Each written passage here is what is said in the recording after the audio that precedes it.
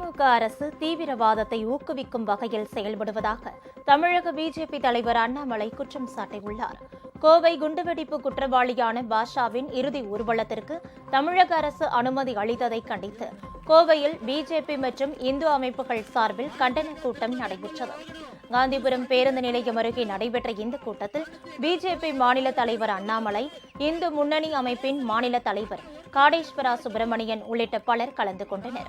அப்போது பேசிய அண்ணாமலை, தமிழகத்தில் தீவிரவாதத்தை கட்டுப்படுத்த உரிய நடவடிக்கைகளை முதலமைச்சர் மேற்கொள்ள வேண்டும் என்று கேட்டுக் கொண்டார். நம்முடைய ஒற்றுமை 2026 கோயம்புத்தூர்ல 6க்கு 6 நம்ம எடுக்கணும். பேசலாம் பிரயோஜனம் இல்லைங்க. 6க்கு 6 எடுக்கணும். வானதி அக்கா திரும்ப எம்எல்ஏ ஆகணும். புதுசா 5 பேர் நீங்க அனுப்பணும். வானதி அக்காவுக்கு துணையாக 6 பேர் சட்டமன்றத்துல போய் கோயம்புத்தூரை பத்தி பேசணுங்க. அக்கா ஒருத்தர் மட்டும் எத்தனை நாளைக்கு கத்துவாங்க.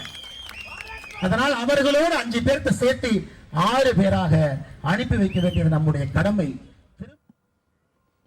இதைத் தொடர்ந்து திமுக அரசுக்கு எதிராக கோஷங்களை எழுப்பியபடி பேரணியாக செல்ல முயன்ற அண்ணாமலை உள்ளிட்ட அனைவரையும் போலீசார் கைது செய்தனர்.